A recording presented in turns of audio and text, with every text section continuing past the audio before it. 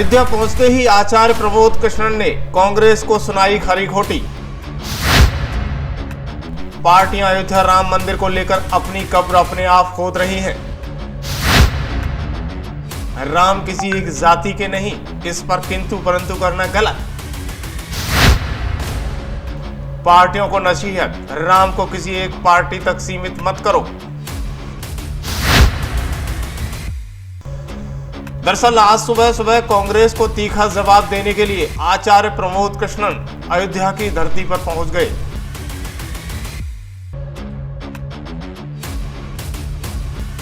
जैसे जैसे अयोध्या में राम मंदिर प्राण प्रतिष्ठा की तारीख 500 सालों के बाद नजदीक आती जा रही है, वैसे वैसे विपक्षी धराशायी होते जा रहे हैं। यहां तक कांग्रेस, सपा, बसपा ने राम मंदिर प्राण प्रतिष्ठा के लिए आए बुलावे को भी अस्वीकार कर दिया है।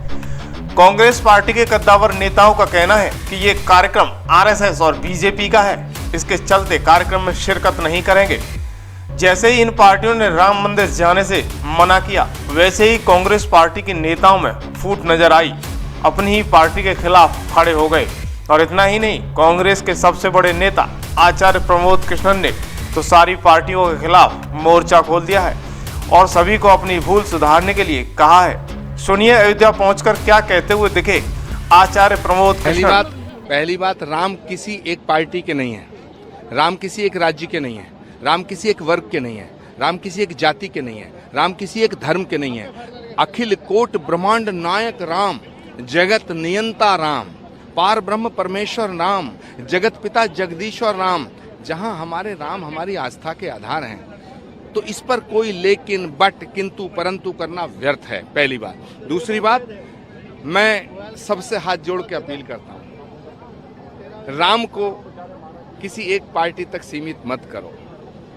राम को अगर आप एक पार्टी का मानोगे तो फिर अयोध्या को भी एक पार्टी को सौंपना पड़ेगा। फिर इस सनातन का क्या करोगे, फिर इस भारत का क्या करोगे? क्योंकि राम के और सनातन के बिना भारत की कल्पना नहीं की जा सकती है। मैं फिर कहना चाहता हूं कि जो राजनीतिक लोग, जो नेता, जो पॉलिटिकल पार्टियां भगवान राम के निमंत्रण को अस्वीकार कर रही हैं, ये गलत कर रहे हैं, पुनर्विचार करना चाहिए। एक और सवाल ये कहा गया कि प्रभु श्री राम का मंदिर बनेगा तो क्या रोजगार मिलेगा, क्या डेवलपमेंट होगा?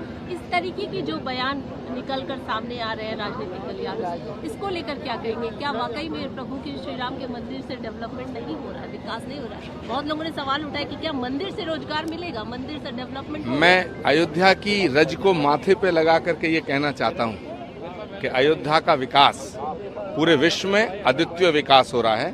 और सुनिए, लाखों करोड़ों लोगों के रोजगार के साधन मुहैया कराए जाएंगे, इसमें कोई शक शुबा नहीं है। लेकिन प्रश्न रोजगार का नहीं है, प्रश्न नौकरी का नहीं है।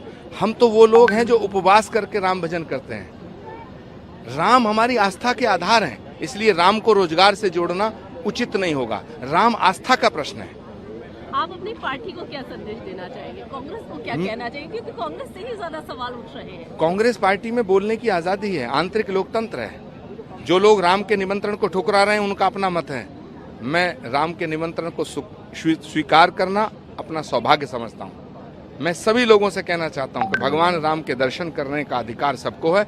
ये हमारे परम सौभाग्य का विषय है कि हम भगवान श्री राम की जन्मभूमि का मंदिर पूरा होते हुए अपनी इन आंखों से देख रहे हैं। कितनी आंखें थी जो बंद हो गई ये सपना देखने के लिए। सदियों की लड़ाई, मुकदमाबाजी, अदालत, तारीख पे तारीख, तारीख पे तारीख, तारीख पे तारीख। जो शुभ काम है उसमें रोड़े मत अटकाओ। भगवान राम का मंदिर बन के तैयार हुआ है, इसका स्वागत करो। ये भारत का उत्सव है। देखिए, हमारे परम सौभाग्य का विषय है कि हम भगवान श्री राम की जन्मभूमि का मंदिर पूरा होते हुए अपनी इन आंखों से देख रहे हैं। कितनी आंखें थी जो बंद हो गई ये सपना देखने के लिए। कितने ही संघर्ष, सदियों का संघर्ष, सदियों की लड़ाई, मुकदमाबाजी, अदालत, तारीख पे तारीख, तारीख पे तारीख, तारीख पे तारीख।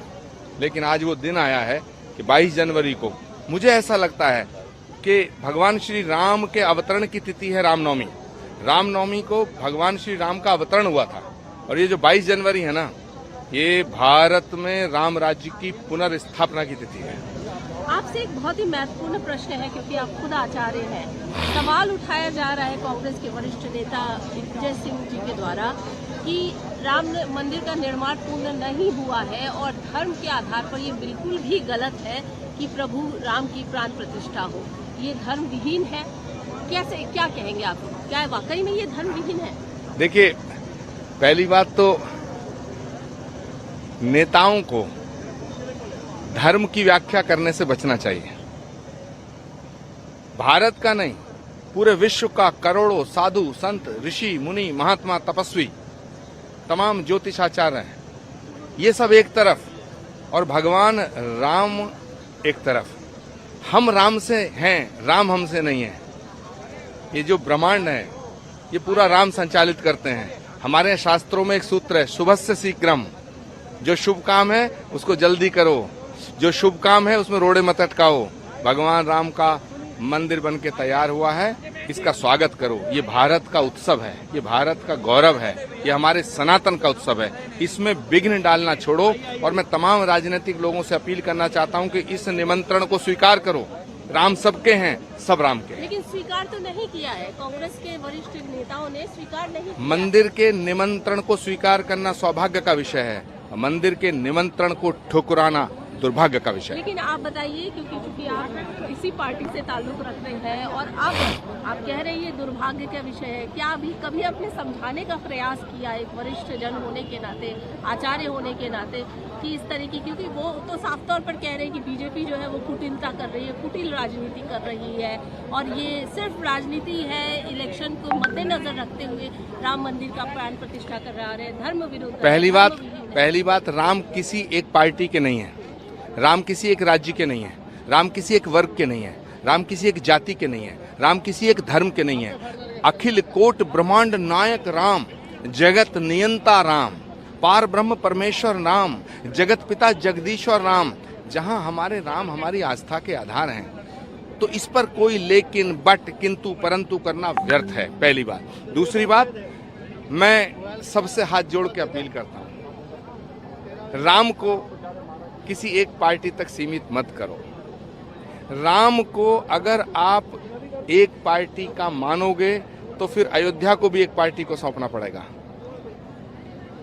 फिर इस सनातन का क्या करोगे, फिर इस भारत का क्या करोगे? क्योंकि राम के और सनातन के बिना भारत की कल्पना नहीं की जा सकती है।